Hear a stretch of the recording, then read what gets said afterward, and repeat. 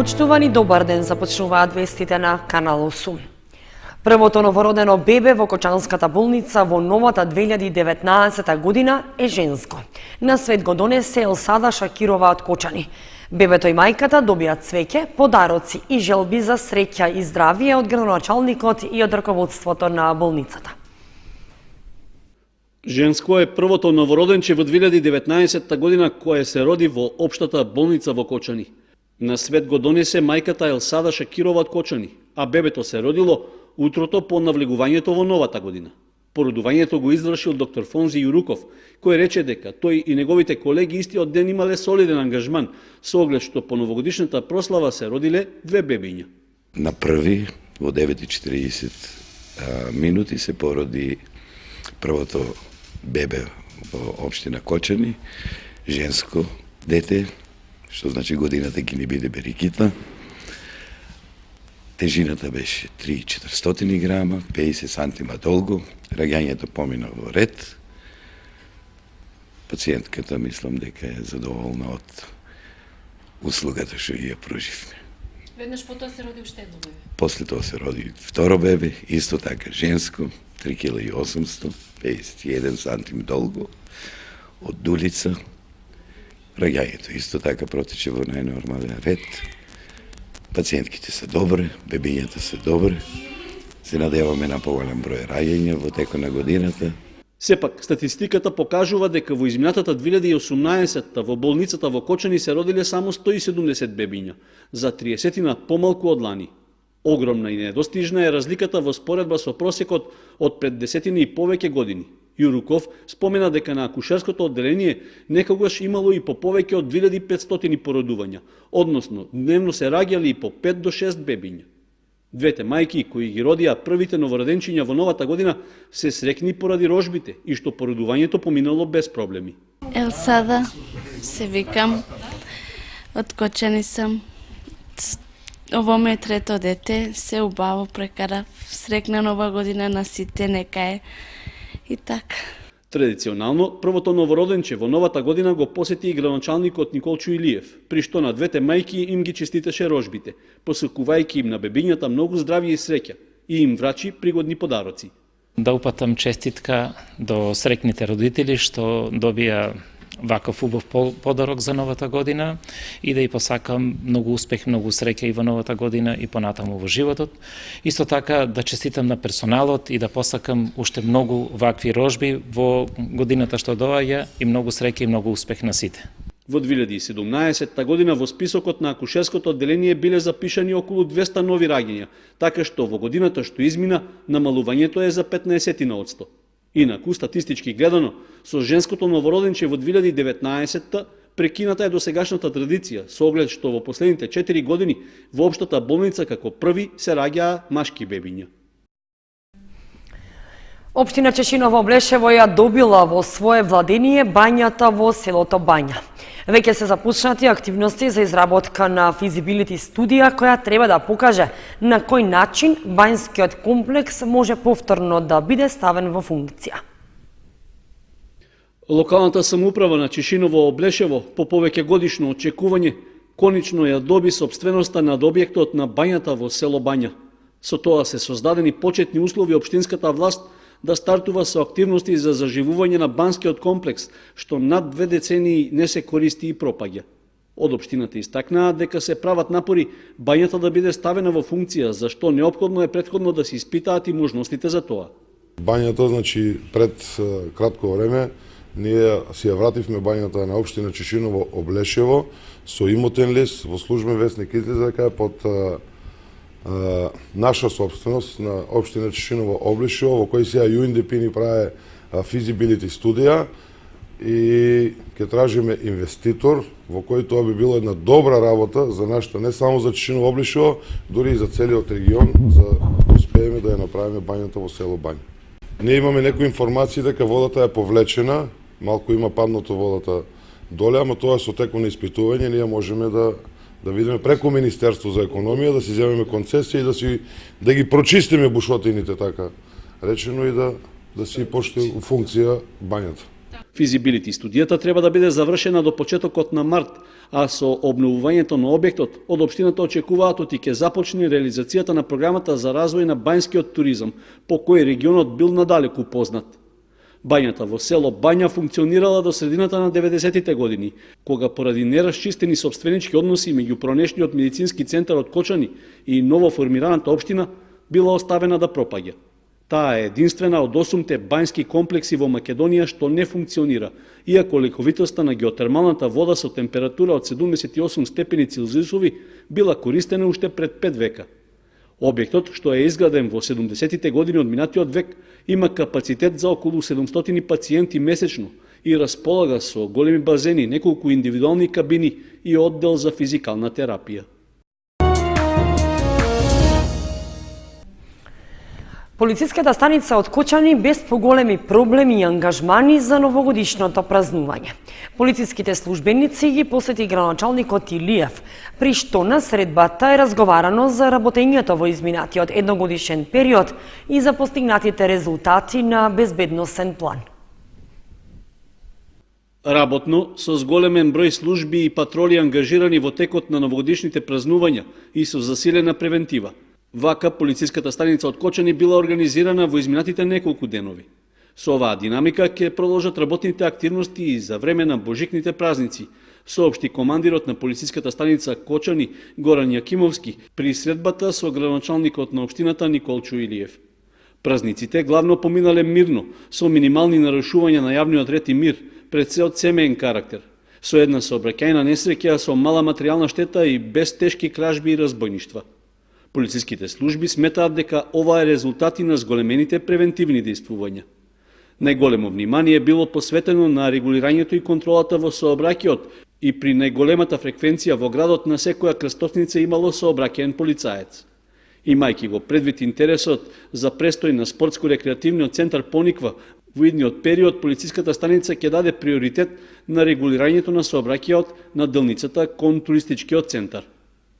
На средбата со командирот Јакимовски, градоначалникот Илиев истакнал дека од полициските служби очекуваат добра соработка и во 2019 година, а се во интерес на безбедноста и сигурноста на граѓаните на општината. Од Агенцијата за потикнување на развојот на земјоделството Кочани информираат дека во тек се 2 огласи на Агенцијата за финансиска подршка во земјоделството и руралниот развој.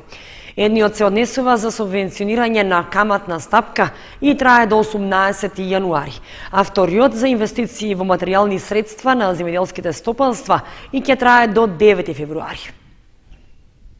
Во тек се 2 огласи на Агенцијата за финансиска подршка во земјоделството и руралниот развој на кои може да аплицираат земјоделците.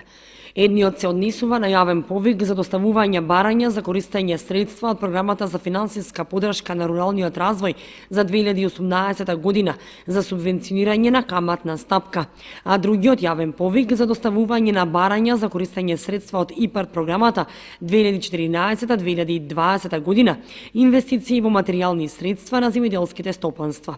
За првиот оглас крајниот рок за поднесување на барањата е до 18 јануари, а за вториот до 9 февруари 2019. Едниот јавен повик се однесува на субвенционирање на каматната стапка за сите оние кои што имаат земено кредити од банките и ги имат инвестирано за набавка на средства преку програмата ИПАРД. Значи се работи за 50% субвенционирање на каматната стапка на годишно ниво.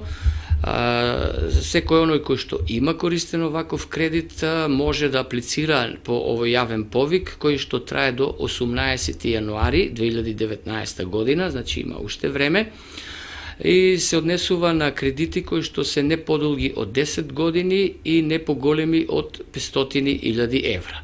Во тек е уште еден оглас, тоест јавен повик од програмата на ИПАРД.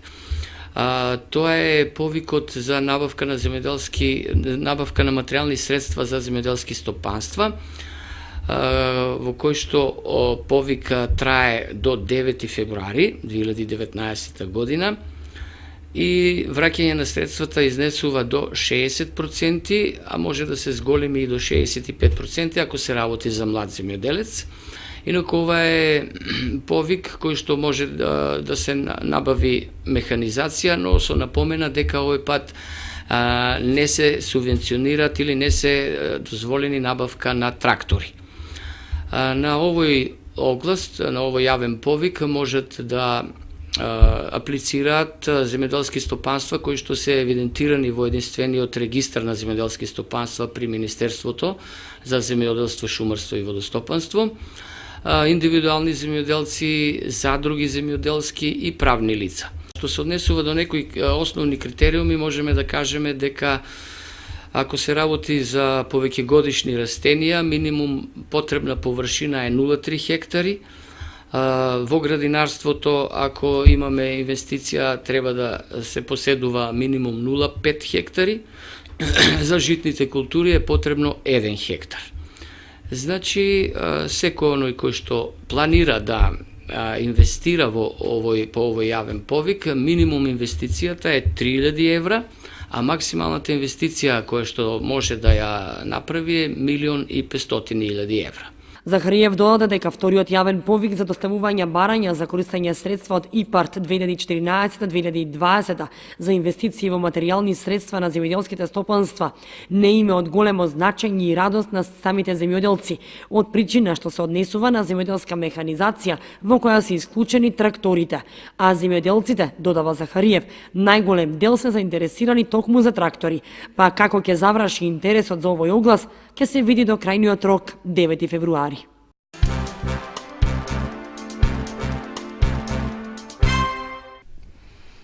Голема заинтересираност пројавија децата од Кочани за учество во бадниковата поворка, што ќе се организира на 6 јануари и со чија помош треба бадникарите да ја соопштат веста за раѓањето Христово. Подготовките и пробите се во тек. Околу 150 или 200 деца ќе бидат дел од бадниковата поварка што за прв пат и во Кочани ќе се организира на Бадник 6 јануари. Интензивно течат подготовките и пробите за изведба и пеење на песната Вечниот Бог, која што го најавува раѓањето Христово. Се наоѓаме во екот на подготовките на бадниковите поворки кои оваа година за прв пат се организираат и во нашиот град.